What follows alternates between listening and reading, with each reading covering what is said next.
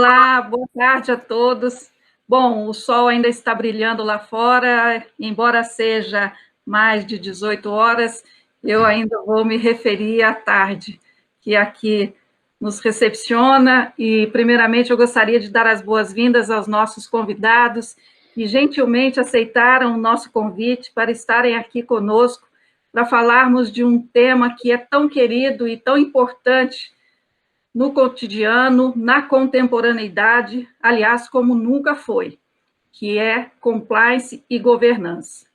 Eu dou as boas-vindas, então, ao Dr. Edmo Konag, a nossa querida amiga Márcia Pereira e ao Décio Cunha, que também está conosco para abrilhantar esta nossa live e levarmos um pouco deste conhecimento acadêmico, do conhecimento prático e do conhecimento da gestão, do executivo, que lida diuturnamente com essas questões diárias, com essas questões específicas de compliance e de governança, e das suas respectivas repercussões no dia a dia de todo e qualquer empreendimento. Agradeço a todos aqueles que nos acompanham aí no público, seja pelo Google Meet, seja pelo canal do YouTube, e agradeço especialmente à Universidade de Uberaba por proporcionar ao nosso público e aos nossos convidados este momento tão ímpar para discutirmos esse tema tão importante para toda a sociedade global. Bom, num primeiro momento, eu gostaria de passar para todos que nos acompanham, em relação ao compliance, eu estava lendo os noticiários de hoje e percebi uma notícia que me chamou a atenção relacionada à Petrobras. A Petrobras hoje foi noticiada hoje como readmitida na iniciativa anticorrupção do Fórum Econômico Mundial, de onde estava afastada há 6 anos, desde que surgiram os primeiros escândalos nos quais ela se viu envolvida, especialmente por desvios de conduta e atos de corrupção. Embora a Petrobras sempre apresentasse programas de conformidade.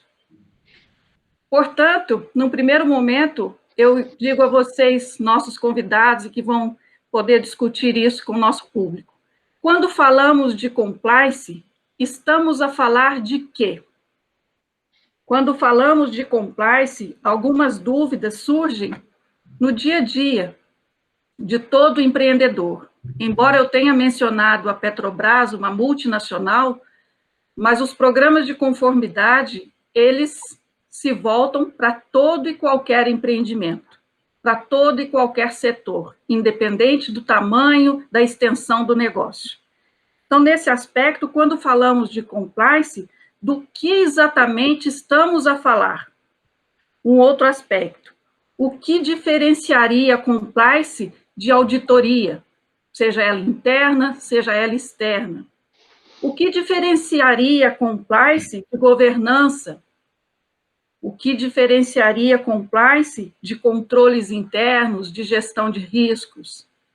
E em todo este contexto das novas legislações, sejam elas nacionais e sejam elas internacionais, às quais nós também estamos sujeitos, enquanto negócios internacionais, enquanto administração pública, em todo esse contexto de novas normas que regem não só a governança, mas também as regras de compliance, de conformidade, repercute para o dia a dia do cidadão e do empresário. Ou seja, por que compliance? Para que compliance? Compliance está aí. É um modismo ou veio para ficar? Diante dessa primeira provocação, eu gostaria de chamar o nosso convidado, Dr. Edmo Konag, para que ele, no primeiro momento, se apresente. Ele tem uma trajetória de vasta experiência no compliance, com programas de compliance, com a academia de compliance, mas eu vou deixar que ele mesmo se apresente e que ele possa fazer essa primeira explanação em relação a essas provocações que eu me referi. Mais uma vez, muito obrigada a todos vocês e vamos lá para o nosso bate-papo de compliance. Boa tarde a todos. Sejam muito bem-vindos a esse bate-papo sobre compliance e governança. Meu nome é Edmo Colnag Neves, sou profissional de governança corporativa, gestão de riscos e compliance. Eu quero agradecer à Universidade de Uberaba, antes de mais nada, por essa singular oportunidade, especialmente à professora Eliodora. Dizer que também é um grande prazer estar aqui na presença do professor Décio Cunha e da professora Márcia Pereira. E, por que não dizer também, muito obrigado à profissional de marketing, Alessandra, que está nos dando um especial apoio aqui nesse webinar. A minha carreira na área de governança, riscos e compliance começou há muito tempo. Há 15 anos atrás, eu fui escolhido para ser diretor jurídico de uma multinacional, com sede na Suíça, fábrica em mais de 100 países, e mais de 120 mil funcionários. E 2 meses depois que eu entrei na empresa, que era meu sonho, ser diretor jurídico de uma multinacional, naquela época eu tinha 40 anos, me disseram que eu ia ser diretor de compliance também. Eu falei, meu Deus, o que é isso? A empresa tinha acabado de assinar um acordo com o DOJ, o Departamento de Justiça norte-americano, lá nos Estados Unidos, tinha pago uma multa de 80 milhões de dólares e foi obrigada a contratar um programa de compliance mundial, com mais de 100 iniciativas. E aquilo caiu no colo do diretor jurídico de cada um dos países que a empresa tinha sede. Aqui no Brasil, caiu no meu colo. E aí nós começamos a aprender na prática o que era compliance. Discutimos um código de conduta, fizemos a gestão de riscos para identificar quais eram esses principais riscos, começamos a criar políticas, procedimentos e a dar treinamentos, fazer comunicação. A comunicação é uma área fundamental para compliance. Há uns anos atrás, o pessoal da Ordem dos Advogados me pediu para escrever um artigo para a revista de Direito Desportivo, e eu fui escrever sobre compliance no esporte. E aí me disseram, você vai escrever sobre o quê? Eu falei, vou escrever então sobre o compliance e a FIFA. Naquela época estava fresca na memória ainda os escândalos que aconteceram lá na Suíça, onde vários altos dirigentes do futebol mundial foram presos e depois deportados para os Estados Unidos. E foi uma experiência curiosa escrever aquele artigo, porque se você vai olhar no site da FIFA, eles têm um código de conduta maravilhoso, super bem estruturado, organizado, com penalidades, com instâncias, mas não foi efetivo. Por quê? Por que não foi efetivo? Aconteceu o que aconteceu. Ora, é simples, porque não teve comunicação, não teve treinamento. Não adianta você fazer um código de conduta e guardar na gaveta. Tem que ter comunicação, tem que ter treinamento. Aqui, em compliance, muito mais do que no direito, a gente fala de eficácia, e eficácia não jurídica, eficácia social, tem que fazer acontecer na prática. Isso é muito mais importante. É lógico que você tem que ter normas, pensar nas normas jurídicas, nas normas da empresa, nos princípios éticos, mas você tem que ter efetividade. E aí, uma série de práticas você começa a implementar. Comunicação, parceria com a área de comunicação. Você coloca cartazes, coloca panfletos, você divulga na internet, internamente e externamente. Mais do que comunicação, você dá treinamento, chama as pessoas para participar dos treinamentos, faz o bate-papo ao vivo, troca ideias, responde questões, e basta fazer isso? Não. Isso é só a primeira parte, porque em compliance a gente tem o quê? A gente tem a ação preventiva, detectiva e responsiva. Então, isso é só o preventivo. O detectivo, como é? É o canal de denúncias. Você tem que ter um canal de denúncias. Você pode chamar isso de canal de conformidade, relato, comunicação, mas tem que ter um canal de denúncias. Chegaram as denúncias, você vai ter que investigar, fazer investigação. Algumas denúncias serão falsas, outras serão verdadeiras. Uma vez relatado, você vai ter que fazer o quê? Você vai ter que tomar uma medida disciplinar, se efetivamente houve uma violação.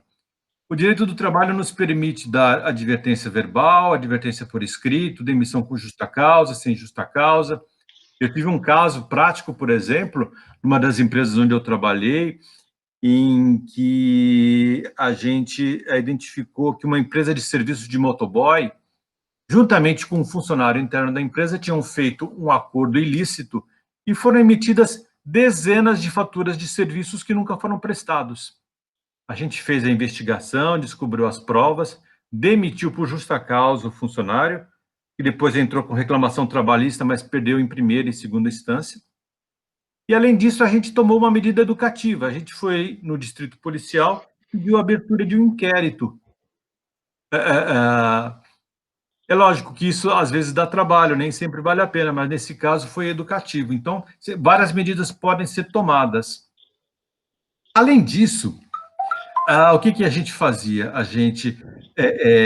Nós criamos controles contábeis, aprimoramos os controles contábeis, controles para receber e dar presentes, controles na contratação de fornecedores. Ali você pede uma lista de documentos para ver se o fornecedor é honesto ou não.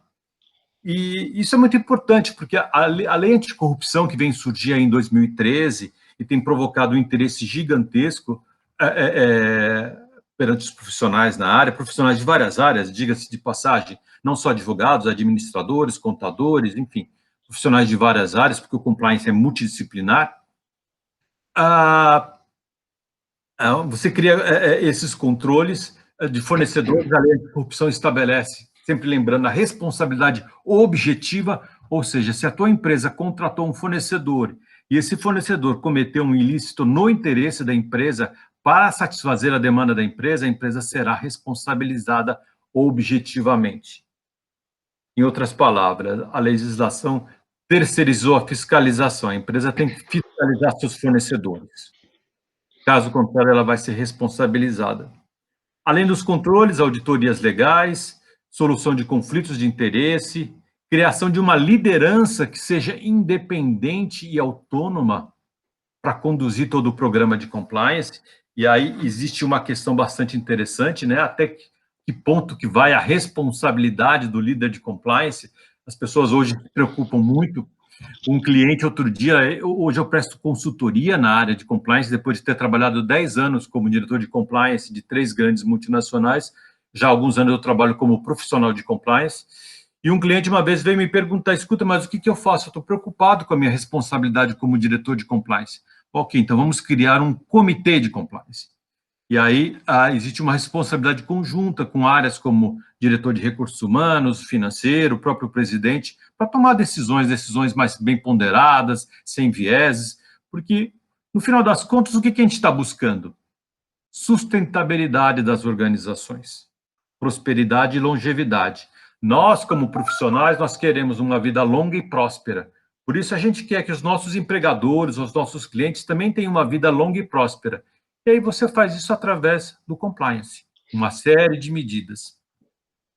Essa questão do compliance e da governança, ela é bastante interessante, porque eu comecei, como advogado, eu virei também diretor de compliance. Estudando compliance mais a fundo, eu comecei a expandir meus horizontes. E aí você expande o horizonte para governança corporativa, que é um outro tema, e para gestão de riscos, que é um outro tema. Gestão de riscos, compliance e governança fazem um triângulo que se complementa e que não se confunde, embora se possa aí pensar de várias formas, mas, por exemplo, um programa de compliance, você precisa saber quais são os principais riscos, o que você vai atacar primeiro, qual a prioridade. Isso, gestão de riscos vai te fornecer. De outro lado, quando se fala em gestão de riscos, você fala em respostas aos riscos, existem várias respostas possíveis. Uma delas, qual que é? Mitigar. Mitigar como? Criando um programa de compliance. Então, as áreas se comunicam. E quem é que lidera e preside e toma a decisão?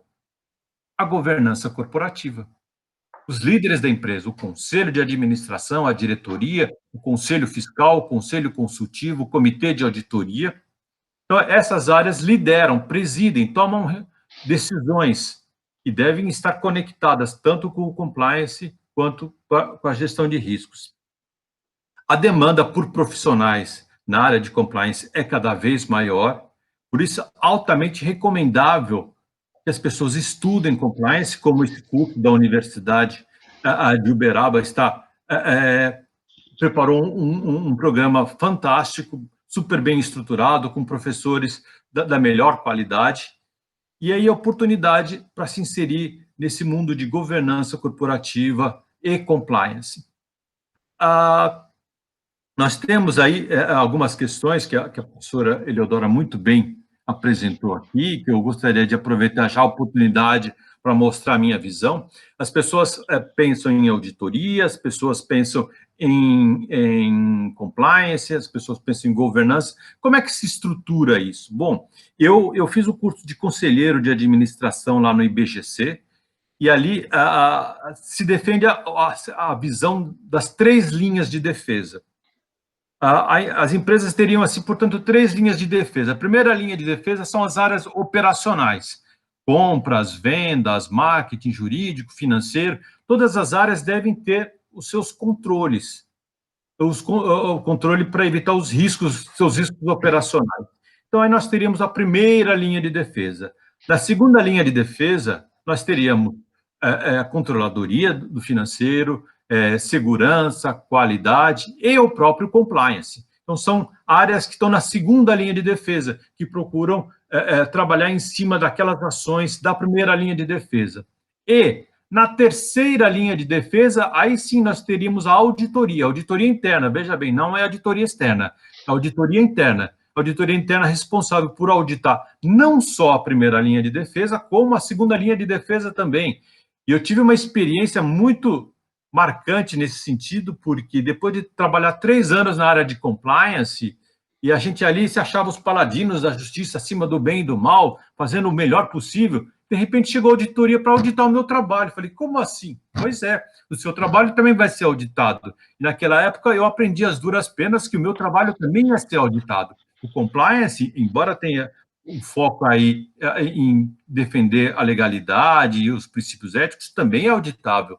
E o pessoal da auditoria, muito preciso, achou umas pequenas falhas ali no nosso programa e tivemos que retificar o nosso programa de compliance. Portanto, a auditoria está na terceira linha de defesa, audita tudo, inclusive o compliance. Não confundir a auditoria interna com a auditoria externa. A auditoria externa é muito mais focada em analisar as demonstrações financeiras, os balanços, dar credibilidade. A auditoria externa que é necessária para companhias abertas, mas que também é bem-vinda em companhias fechadas.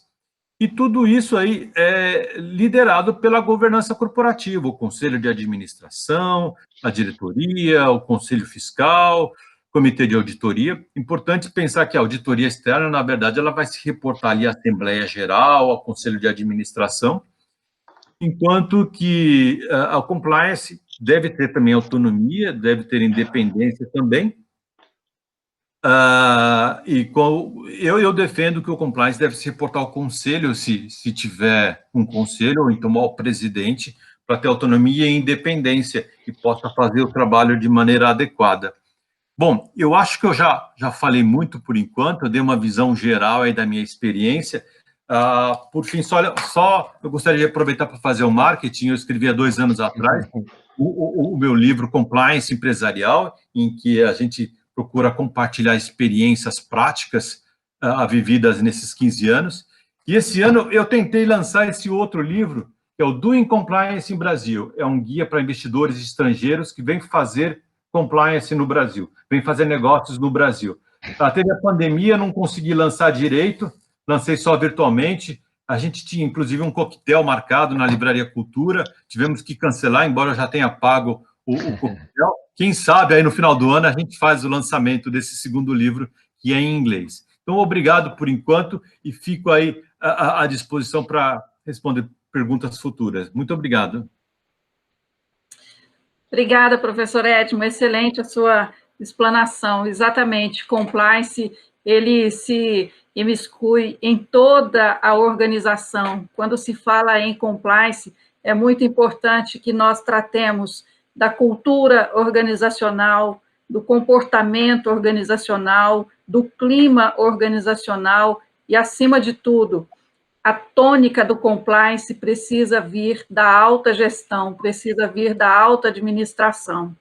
E essa questão do acompanhamento, do monitoramento, do aprimoramento constante dos programas de compliance é que vão conseguir fazer com que eles atinjam a eficácia a eficiência e a efetividade que precisam ter.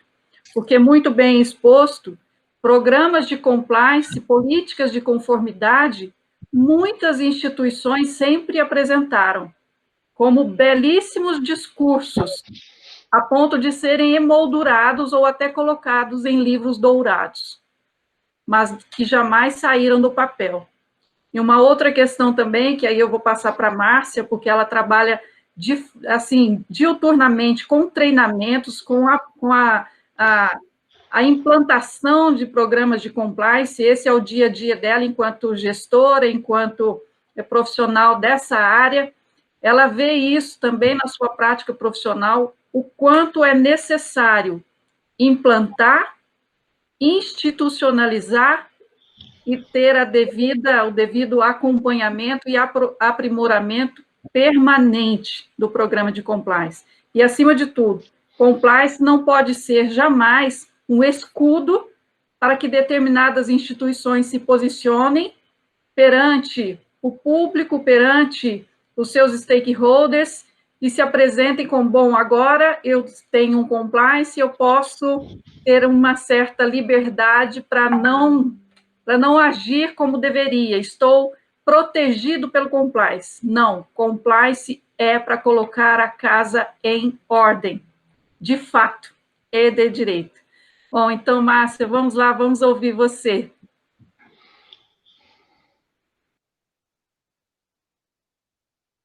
Está sem microfone, Márcia. Sim. Pessoal, obrigado pelo convite, professora Eliodora, professor Edmo, professor Décio, Alessandra, pessoal que está nos ouvindo. É uma honra estar aqui com pessoas assim tão capazes, tão competentes, e a gente aprende cada vez mais, né? Ouvindo aí o professor Edmo, a Eliodora, e depois, provavelmente, o professor Décio. Mas a minha história com o compliance começa, na verdade, no berço do compliance, que é os controles internos. Eu entrei para a área de controles internos em 1998, quando o Banco Central lançou a Resolução 2554. Nessa época, eu trabalhava já no Banco do Brasil, e eu fui selecionada para ajudar a estruturar uma área chamada controles internos. Nós estávamos entrando na era dos controles internos. Fomos nós lá descobrir o que era isso, né? Fomos nós lá trabalhar, criando instrumentos, metodologias, métricas, indicadores, enfim, todo o aparato para que desse suporte para uma área de controles internos, dentro da qual havia a área de compliance, né, como parte integrante de um grande sistema, que é o sistema de controles internos, também do qual fazia parte a gestão de risco, a auditoria, né, a controladoria, a área de segurança, enfim, nós entramos nesse mundo pela porta macro, né? Entramos por esse mundo pela porta dos controles internos. E com o passar dos anos, com a especialização das áreas, né, nós assumimos algumas gerências regionais de controles internos e compliance no Brasil, assumimos em várias regiões, no Norte, no Sul, e sempre trabalhando com pessoas, incentivando pessoas, mobilizando pessoas, desde superintendentes, gestores, gerência média, o pessoal do operacional, viajando o Brasil inteiro, dando treinamento, verificando conformidade de processo também. Então, nós fomos criando, nesse ambiente, toda a nossa cultura de compliance, para compartilhar também com essa empresa gigantesca que é o Banco do Brasil. Então, nós tivemos a oportunidade de trabalhar, fazendo um paralelo com o mercado, com grandes empresas, que eram as empresas de negócios com atacado, Prime, né? E depois nós trabalhávamos com o público de médias empresas, que eram as agências de porte médio, e com as agências pequeninas, que ficavam em rincões distantes do Brasil. E já falávamos, então, no início dos anos 2000, sobre compliance e controles internos no sistema financeiro, que é a base, o berço do compliance que hoje está no mercado. Então, isso é só para dar para vocês assim, uma noção de como que se faz, como se formou meu mindset do compliance. E hoje eu continuo na área, continuo trabalhando, formando profissionais, formando pessoas, tenho turmas de empresários que querem conhecer o compliance para poder ajudar a gerenciar melhor o programa de compliance, para se comprometer mais com o programa de compliance. Então, na minha prática diária, né, com a mão na massa, todos os dias, chegam para nós alunos, né, que conhecem pouco, ouviram falar sobre compliance, e quando a gente pergunta, né, o que você sabe de compliance, o que você ouviu falar, eles começam assim: compliance é seguir normas, regras e ter conformidade. Aí a gente já vira a chavinha, né? A gente já começa assim: peraí, compliance é agir com ética, né, com integridade, aí sim, seguir normas, procedimentos e a legislação. Então, a gente já começa a trabalhar com as pessoas, porque são elas que dão toda a estrutura que o compliance precisa, né?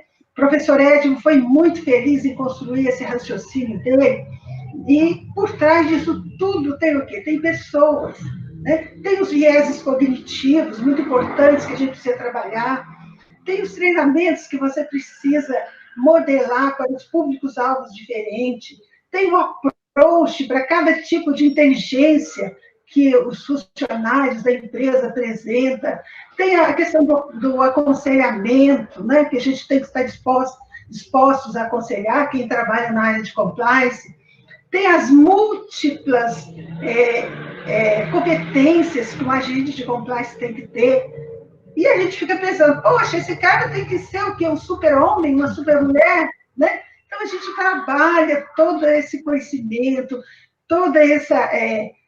tranquilizando o pessoal que compliance não faz nada sozinho, ele faz junto com pessoas.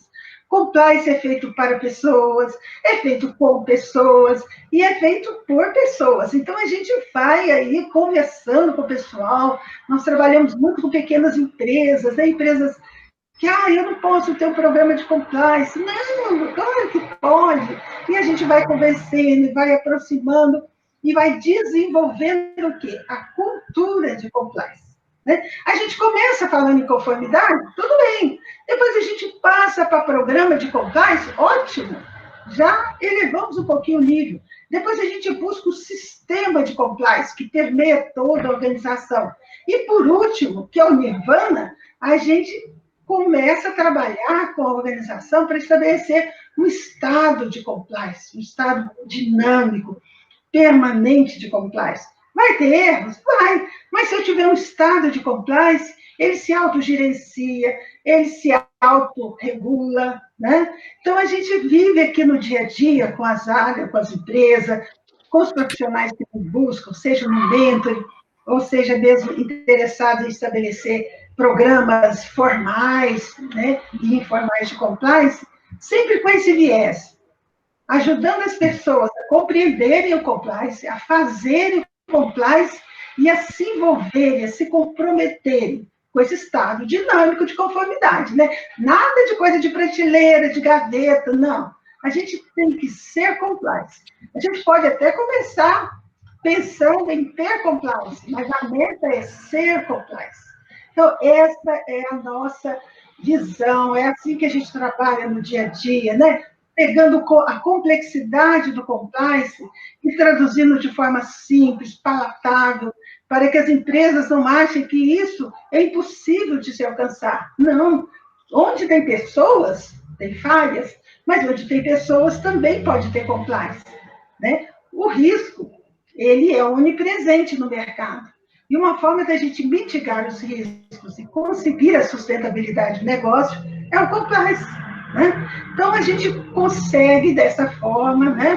Com o nosso trabalho bem pequeno, nós trabalhamos de forma bem singular, bem diminuta no mercado, mas a gente consegue, então, trabalhar com muito entusiasmo a questão do compliance. Compliance, para nós, é isso.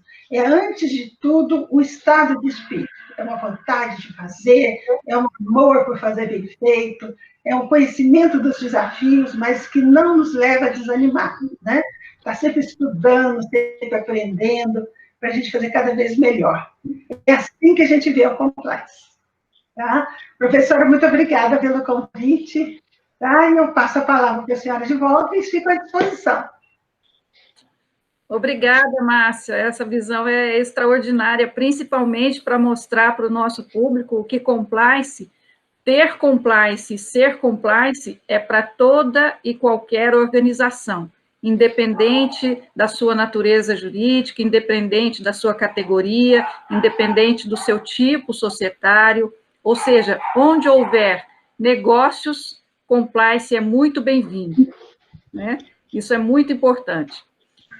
Vamos ouvir o Décio, porque ele traz a visão do executivo, né? Ele traz a visão de quem está ali gerindo, fazendo a gestão, acompanhando o mundo do lado do outro lado, né? Não de quem está implementando, mas de quem está vivenciando essa questão, principalmente dos controles internos, principalmente da governança corporativa, que é o macro desse cenário todo de importância do compliance. E nós não podemos finalizar o nosso bate-papo sem deixar bem claro para o nosso público por que compliance, para que compliance.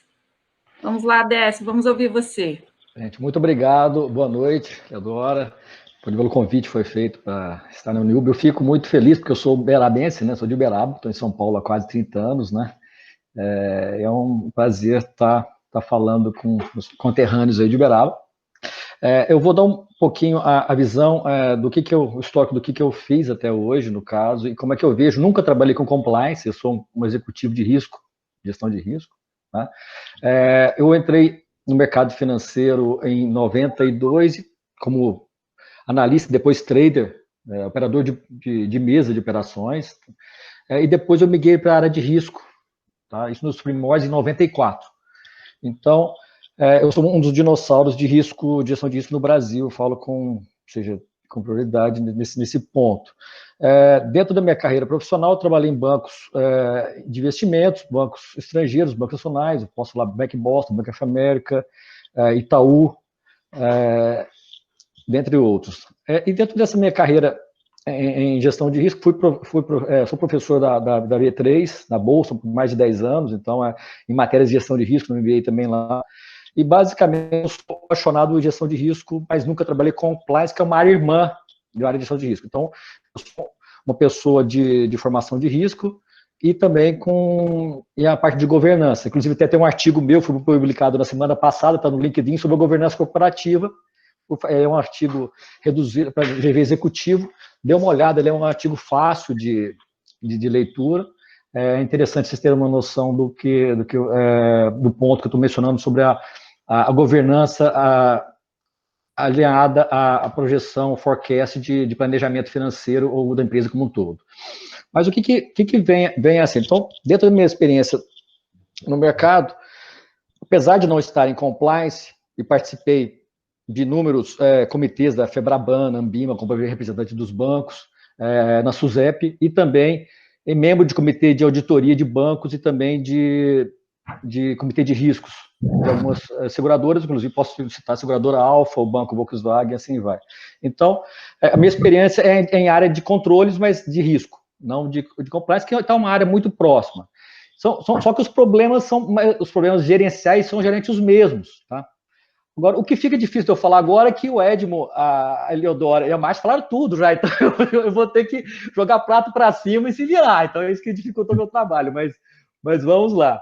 Então, assim, o que eu vejo, o grande ponto que a gente tem que, em relação à área de controles, e compliance tá junto também, a gente tem que realmente mostrar o que essas áreas agregam para o negócio, tá? Porque às vezes, é um ponto que a gente tem que falar, que isso acontece tanto na área de controles internos, como na área de compliance, como na área de gestão de risco, a gente tem que mostrar que, na verdade, como são áreas que não são geradoras de receita, tá? Então, na verdade, a gente tem que mostrar o quê? Mostrar o quanto nós estamos evitando de perdas. Então, quando eu faço o trabalho que eu já fiz de consultoria também, que eu já trabalhei como consultor também, na verdade, o que a gente tem que fazer é mostrar dentro do... O Edmo falou bastante positivo do risk assessment, né? Ou seja, a gente tem que mostrar, vamos implementar uma área de compliance, a gente tem que mostrar onde estão os riscos, não dá para atacar tudo, né, numa empresa. E onde é a curva BC de riscos, né? Ou seja, onde é mais relevante. Então, a gente tem que mostrar isso para o executivo, tá? E além disso, então, assim, porque, na verdade, o empresário ele quer ver o quanto ele vai deixar de perder no caso de controles, seja ele de riscos, compliance, controles internos. Quanto eu vou deixar de perder? Se a gente não provar isso, então, assim, isso é um trabalho adicional que profissionais das áreas de controles têm que ter na cabeça. Então, assim, eu já estou falando antes do curso, né? Porque isso também não está, às vezes não está em livros, mas na prática isso acontece. Aconteceu muito a mim, como executivo, né, para mostrar para o CEO do grupo, ou para o Global Risk Manager, ou quem quer que seja, ou para o conselho de administração, o que está sendo feito, que a gente tem um budget para isso. Então, eu estou usando a prática do executivo no dia a dia, ou seja, a gente tem um budget. Moçada, aí vem a ordem lá de cima, lá, puta, reduz 10% da sua equipe. Vem, gente. Então, o mundo não é só fantasia, né? Todo bonito. Vem a ordem da matriz, você é um banco local, o doutor X, né, acontece muito, o doutor X mandou cortar, né? Então, a gente vai ter que cortar. Então você tem que ter muito regras claras de gestão de pessoas, de performance, você tem que ter métricas de avaliação da sua equipe muito corretas, de entregáveis.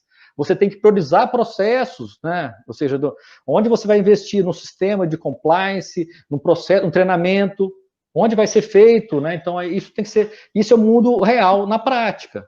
Tá? Então, assim, como bem os nossos colegas falaram, o aculturamento de compliance, como de risco, professores, é muito difícil, tá? E tem que vir lá de cima. Tá? A gente não começa um programa de compliance, de controles internos ou de gestão de risco, se o dono da empresa, o seu acionista, não quiser. Porque você pode fazer algo para inglês ver? Pode, a maioria faz para inglês ver.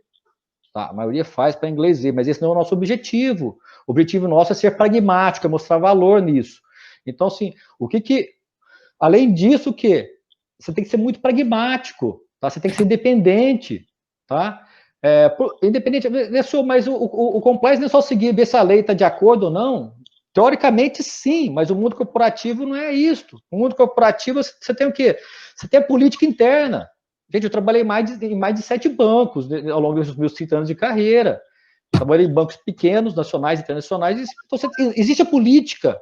Como a Márcia mencionou, as pessoas é aspecto subjetivo das pessoas, né? Tá? Então, assim, isso faz parte não só trabalho de compliance, controles internos, mas até como uma área de venda, de marketing. As pessoas estão interligadas.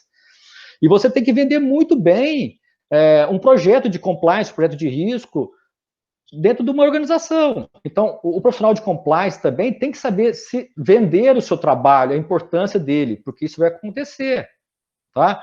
Mostrar a gravidade do que está acontecendo. Tá? Então, isso é bastante importante, tá? O que a gente precisa ter? Você tem que ter um profissional com perfil analítico. Não precisa ter um profissional quantitativo, tem que ser analítico. Pode ser um advogado? Sim, tem vários profissionais do direito dentro do mundo compliance. Não precisa ser também advogado, você tem portas abertas. Eu, a princípio, vejo uma equipe heterogênea melhor. Eu acho que você tem que ter equipes, isso depende da empresa, o tamanho da empresa, é claro, né, gente? Mas, às vezes uma empresa tem que ter uma pessoa de compliance só, não dá para ter duas. Mas, assim, se é uma empresa do tamanho relativo, eu gosto sempre de ter profissionais com formação heterogênea, para agregação. Você tem uma pessoa formada em direito, você tem outra pessoa formada em administração, ou psicologia, alguma coisa do gênero. Então, só para dar esse poder de diversificação aí dentro da gestão da equipe aqui. Um profissional de compliance não tem medo, não deve ter medo de cara feia, gente. Tá? Então, é um ponto, porque assim, profissional de controles internos, risco e compliance, para chamar para fazer um happy hour, o pessoal chama, mas em alguns casos não. Em alguns casos é complicado, tá? Então, geralmente são os chatos, tá? Então, assim, a gente não precisa ser chato, mas assim, geralmente, lá vem o cara de risco, o cara de compliance, então, assim, você sempre tem isso. Eu tô brincando, tá, gente? Daqui a pouco vocês vão desistir da profissão. Não é isso, não. Tem muito mercado e o negócio vai crescer, é uma tendência que veio para ficar, tá? Então, isso não volta mais. Então, assim, não é modismo, na verdade, é daqui para frente. Os controles vão aumentar. O risco de governança vai aumentar em todo tipo de empresa. Tá? Então, assim, eu que sou do mercado financeiro, onde é o mercado mais governado possível, tá? E a tendência é que isso se espalhe ao longo do tempo. É claro que uma empresa, a B3 já tem um novo mercado, não sei quanto vocês sabem do novo mercado, mas já tem necessidade de uma gestão de risco mais próxima. Os comitês de auditorias estão sendo modificados com a composição dos membros, né? Que hoje, algumas empresas, você tem um monte de empresas listadas na Bovespa, grandes empresas, você tem comitê de auditorias com funcionários da empresa. Isso não faz sentido nenhum. Ser um funcionário de uma empresa, ser parte ele já é conflitado no nascedouro dele, né? Ou seja, faço parte do comitê de auditoria, sou funcionário da empresa, não faz sentido nenhum. Então tem que ser independente, tem que ser um membro externo. Mas isso acontece, eu não vou citar o nome das empresas, é só entrar no relatório da CVM que vocês veem. Mas, assim, são empresas grandes, não são pequenas. Então, assim, tem muito mercado em compliance, tá? Então, é um negócio... eu achei interessante, gostei da motivação da Márcia, né? Porque, assim, eu, como sou motivado em gestão de risco, que eu adoro também, sou meio cachaceiro, né, em gestão de risco, a Márcia também é cachaceira, parece, e contou as ideias, assim, é muito legal. E o Ed, não precisa nem falar, escreveu 2 livros, né? Então, assim, é muito legal isso, porque, assim, quando você mostra o seu trabalho bem feito, então, assim, o que a gente tem que fazer? Voltando à questão do pragmatismo, a gente tem que tentar mostrar o quanto a gente está deixando de perder potencialmente essa perda da própria empresa. E o risco de compliance, ele está em qualquer tipo de empresa, seja ela pequena empresa ou empresa grande, assim vai. Tá? Então, assim, o que tem que ser feito basicamente é que faça um programa de compliance de um tamanho menor, depois vai crescendo, mas que faça bem feito. Tá? Essa é a minha opinião. Escolha, faça um risk assessment de qual é o mais importante, porque não dá para atacar tudo via restrição orçamentária, mas comece bem feito numa área, ou num aspecto mais relevante, e assim, vamos tocar da melhor forma possível, depois aumentando. Tá? Então, é assim que eu vejo. Só para complementar em relação ao perfil do profissional de compliance, tem que ter bom senso e jogo de cintura. Parece ser um negócio, jogo de cintura, mas o jogo de cintura, o cara de área comercial que tem que ter jogo de cintura.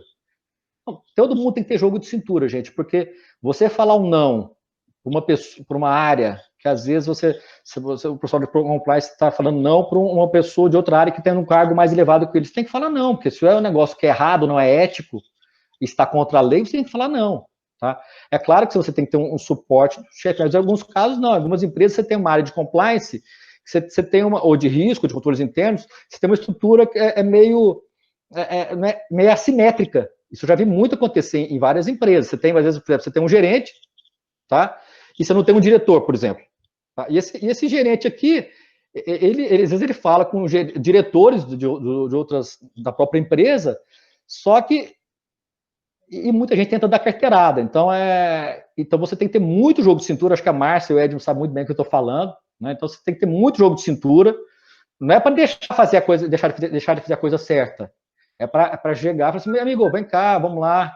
Isso já aconteceu muito comigo há uns anos atrás, mas assim, no sentido de levar a pessoa para o lado e explicar o ponto. Né? Eu falei assim, não dá. Então, a gente tem que fazer o certo. Né? O certo é isso, né? Independente de você estar com cara feia ou não, né? Me chamar para almoçar ou não, a gente tem que fazer o certo para a empresa. Isso é o bem da empresa, não é o benefício próprio. Então, isso acontece também na vida prática. Mas, assim, é muito interessante. Não assusta porque eu estou falando, porque a vida como ela é, mas é muito legal. É muito legal. É um campo, voltando, é um campo que está crescendo e vai aumentar mais ainda e não tem volta. Ainda mais agora, virou moda a ESG, né?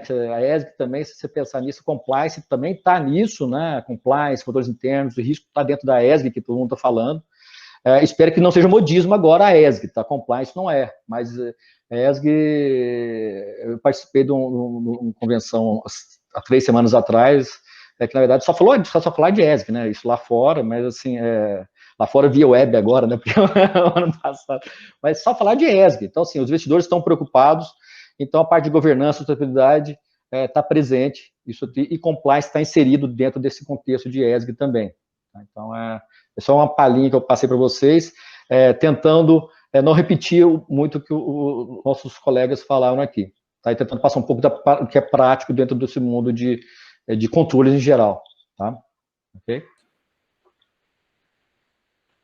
Excelente, Décio. Essa visão é super importante, né? A realidade nua e crua, né? Que é importante passar, é importante conhecer.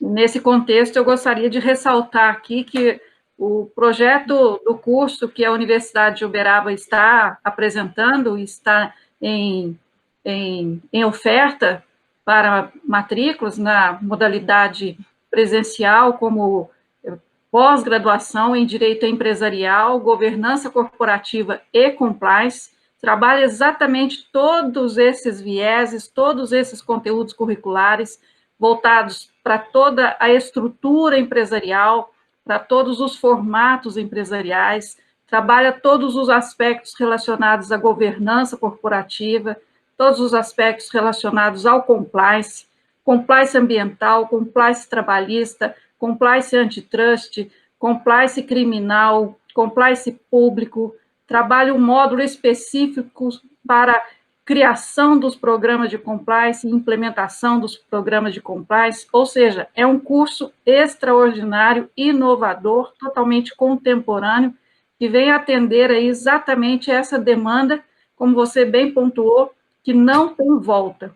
O mercado está carente deste profissional que não é necessariamente oriundo somente da área do direito. É um profissional de múltiplas formações.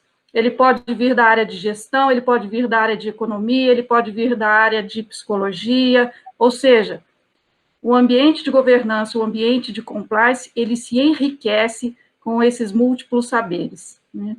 E nesse aspecto, eu gostaria de deixar aqui o nosso convite para que o público conheça o curso que a Universidade de Uberaba está ofertando. Todos aqui são professores no curso, convidados para ministrar aulas no curso, nesse curso de pós-graduação que está sendo ofertado. E eu gostaria de passar a palavra a cada um de vocês para que façam as suas considerações finais, principalmente deixando para o nosso público essa visão da importância do compliance para a nossa sociedade, neste mundo globalizado, onde o valor reputacional é cada vez mais um ativo, né? Um ativo. Então, nesse aspecto, eu volto a palavra para o Edmo e assim sucessivamente para a Márcia e para o Décio, e depois a Alessandra já poderia finalizar aí a nossa apresentação e verificar se há perguntas do nosso público. Bom, eu gostaria de agradecer mais uma vez a oportunidade de ter participado aqui desse webinar com brilhantes colegas. Esse aspecto da reputação aí é um aspecto importante para você convencer a liderança a implementar um programa de compliance, porque boa reputação atrai bons negócios e boa reputação também atrai talentos e retém talentos. Isso tanto é verdade que empresas aí que tiveram sua reputação manchada têm tido cada vez mais dificuldades em fazer negócios. Então, reputação é fundamental para bons negócios e para a manutenção de bons funcionários. A gente aqui tem uma certa limitação de tempo, mas eu poderia dizer aí uns 10 bons motivos para você implementar um programa de compliance, como proteção dos administradores, obtenção de financiamentos, viabilidade de incorporações de empresas, proteção da área de compras contra compras superfaturadas, enfim, a gente pode elencar aí uns 10 bons motivos. Mas essa questão da reputação é fundamental. E mais do que tudo, não só como profissional, mas como proprietário de empresa, o orgulho de você poder dizer que trabalha numa empresa ética, uma empresa honesta, é fundamental. Porque empresas que não são éticas, não são honestas, não só atingem a imagem do proprietário e administrador, mas também seus filhos, seus vizinhos. Então, a questão do orgulho de trabalhar numa empresa honesta é fundamental. Então, eu deixo aqui essas minhas palavras finais e fico à disposição novamente para eventual perguntas e respostas.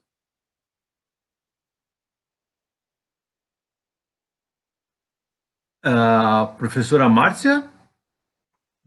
Sim, eu quero novamente agradecer a oportunidade, professora Eliodora, de estar aqui, de fazer parte desse projeto inovador, né? Eu diria assim, encantador, né? Já que o Décio achou que eu sou...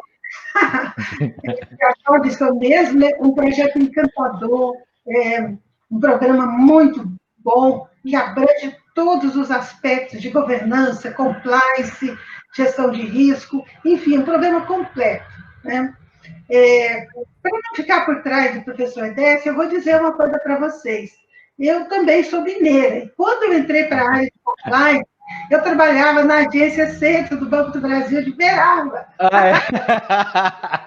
E eu fiz os meus primeiros anos de graduação em Direito na Uniub. Então, eu estou esperando que os meus queridos uberabenses estejam no curso. Eu quero rever colegas meus no curso. Eu quero ver gente do Brasil inteiro no curso, porque a gente vai estudar muito, vai debater muitos assuntos, refletir sobre desafios, sobre questões muito importantes para a sustentabilidade das empresas, para a empregabilidade nossa também para o futuro. Então, é só dizer que eu deixo um grande abraço a todos, mas espero vê-los em breve na sala de aula.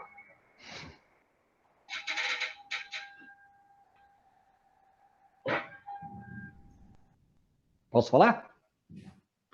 Bom, Laete, também muito obrigado pelo convite de novo, tá?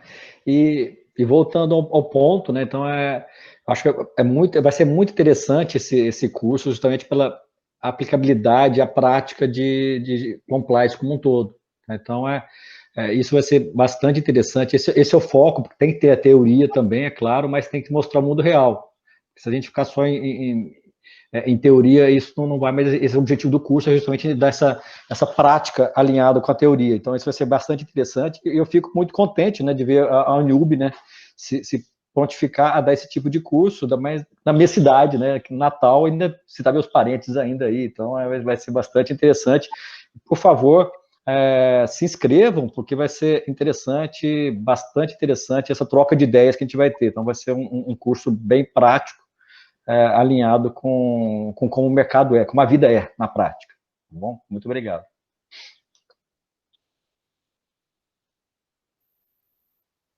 Bom, pessoal, aqui é uma pergunta se o curso é presencial ou se ele é EAD.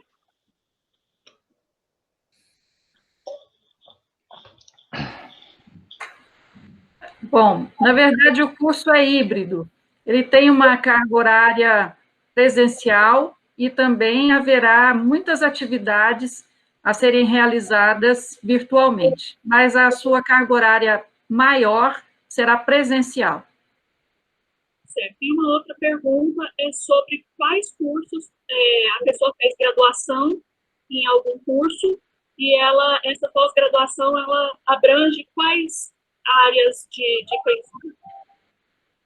Basta ser graduado, tá? Não há limite. Se a pessoa tiver interesse em estudar o assunto, for graduada e já estar com o diploma devidamente em mãos, ter concluído a graduação, independe da formação anterior. Tá? Ele é totalmente desvinculado de qualquer pré-formação anterior. Todo aquele que se interessar pode fazer essa pós-graduação. Então, vale lembrar que as inscrições estão abertas no site da Uniub, né, uniub.br, tem uma aba dos cursos de pós-graduação, a pessoa pode entrar lá e verificar toda a programação do curso, e por ali mesmo ele já pode dar início à sua inscrição. Eu passo de volta a palavra para a professora Eleodora, para que ela possa se despedir, e nós também. Exatamente. Eu convido a todos que estiveram conosco e que tenham interesse em conhecer um pouco mais o curso, no endereço virtual da Universidade de Uberaba, no link de pós-graduação, está lá a relação dos cursos. Então, é só acessar Direito Empresarial, Governança Corporativa e Compliance. Lá tem os telefones, inclusive tem o meu e-mail pessoal, onde, se quiserem, podem entrar em contato comigo, e eu passo todas as informações detalhadas sobre todo o conteúdo do curso, corpo docente, ou seja, todas as informações que forem necessárias para esclarecer as dúvidas que surgirem. Mais uma vez, muitíssimo obrigada, professor Edmo, Márcia, Décio, Alessandra, pelo seu apoio, e a todos que estiveram conosco nessa tarde, Muito obrigada pela companhia, que possamos estar juntos, aprendendo e compartilhando os conhecimentos nessa área tão importante para todos nós. Um grande abraço a todos e até a próxima, que assim seja, que Deus permita.